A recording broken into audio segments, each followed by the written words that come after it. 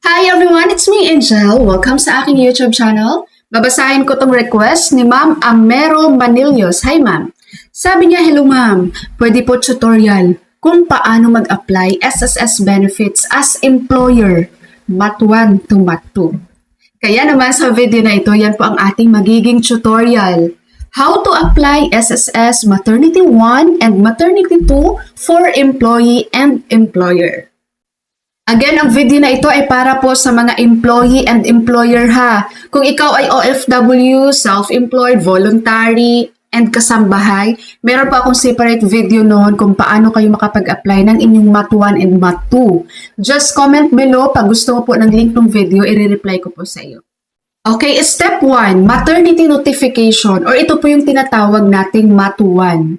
Gagawin po ito ni employer ang maternity notification kay SSS once na si employee ay mag-inform na po sa'yo that she is pregnant. Ikaw employee, once na found out mo na pregnant ka, i-inform mo agad si HR mo, si employer nyo, para si employer mo ay makapag-submit agad yan ng Mat 1 or maternity notification kay SSS. Ngayon, paano po mag-submit ng maternity notification or Mat 1 kay SSS as employer? All you have to do, HR or employer natin dyan, mag-login lang kayo sa inyong employer SSS portal account. Pag nakalagin na kayo doon, puntahan nyo tong sa benefits. Ayan. And then, click nyo tong submit maternity notification. Dito i-input nyo ang SSS number ni employee. I-input nyo po ang expected date of delivery. So, expected lang naman yan guys. So, walang kaso yan ha kung mag-iba man ang date niya sa actual. Okay?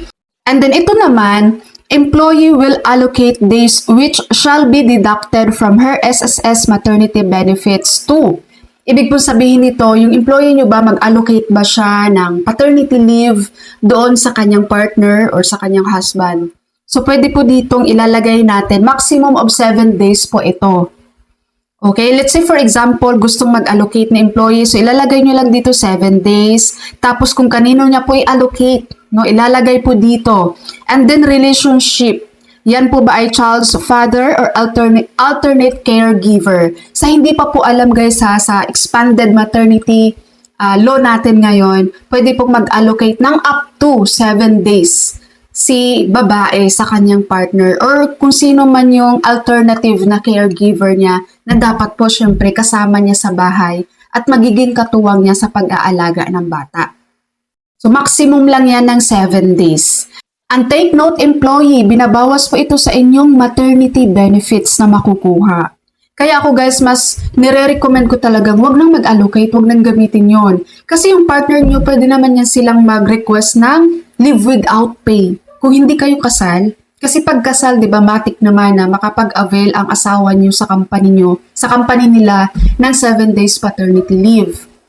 Ngayon, kung meron siya nun, okay.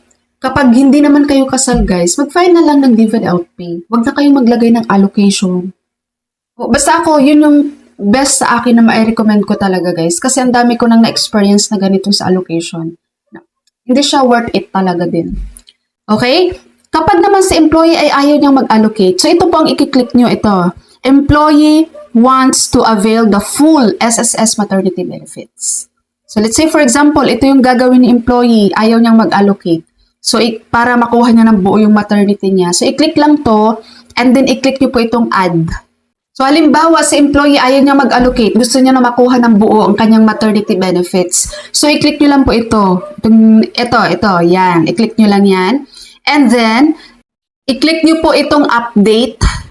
And then, makikita nyo po dito yung in-input nyo guys na employee nyo. I-click nyo po itong check, itong green. Yan. I-click nyo to. And then, i-click nyo itong submit list. And next, lalabas na po ito guys. Meron na kayong transaction number doon sa maternity notification na sinubmit nyo. And then, may marireceive din naman kayong email notification from SSS doon sa inyong maternity notification na sinubmit. Take note po, employee and employer, sa mga employer natin dyan, kapag ang employee nyo po ay pregnant, ina-advance nyo po. Kailangan nyo pong i-advance ang maternity benefits ng employee nyo. At least 30 days bago siya mag-maternity leave. Kaya ikaw employer, dapat po marunong po kayong mag-compute ng maternity benefits, pati na rin yung salary differential. Step 2, ito na po, maternity reimbursement or MAT2. Gagawin po ito ni employer once nanganak na po si employee. Kaya ikaw employee, pag nanganak ka na, make sure na bibigyan mo po ng copy, ng certified true copy ng birth certificate ng anak mo, ang HR nyo, pati na rin ang copy ng OR. Take note po, dapat yan po ay certified true copy. Pagdating po sa employer, kaya po ito tinatawag na maternity reimbursement dahil magre-reimburse ka na po employer kasi nga in advance mo na kay employee ang kanyang maternity benefits. At itong maternity benefits po ni employee nyo, papasok po ito sa bank account nyo employer, hindi po kay employee. Ngayon, paano mag-submit ng maternity reimbursement or MAT2? So again, HR, mag-login ka lang sa inyong employer SSS online account portal, no? And pupuntahan mo ulit yung benefits. Then i-click mo tong Submit Maternity Benefit Reimbursement Application. Basahin mo lang yan, and then i-click mo ang Proceed. At i-input mo po dito yung SSS number ng employee, tapos i-click mo ang Search. And then dito po, ilagay nyo na yung date of delivery, tapos number of pregnancy, and then click Proceed.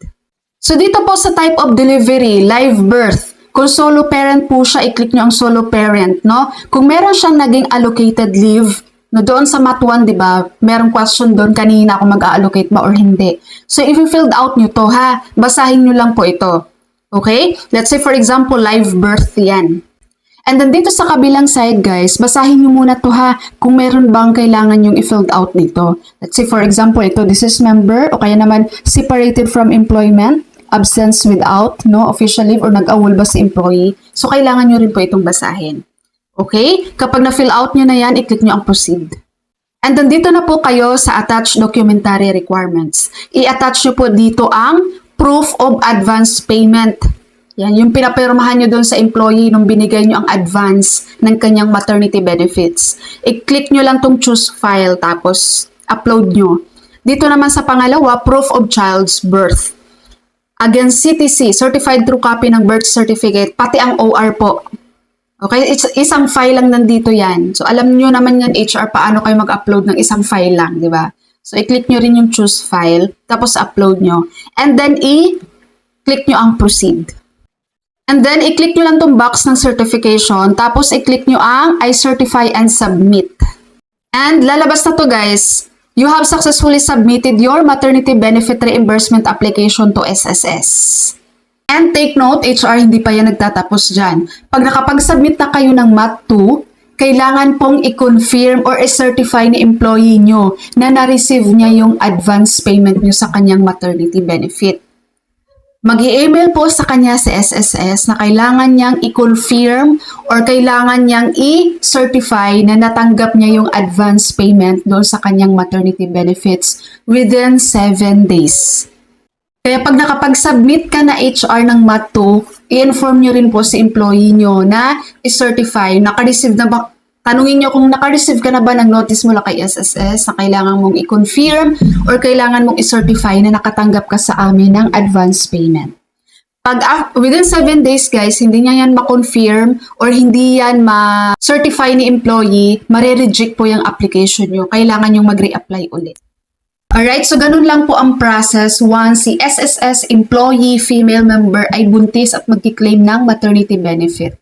So, dadaan talaga siya sa employer at kailangan i-advance na employer ang kanyang maternity. Alright? So, if you have any questions, guys, or any requests, just comment below. So, masagot po ako. Okay? So, that's all for my video for today. Thank you so much for watching, everyone. God bless you all.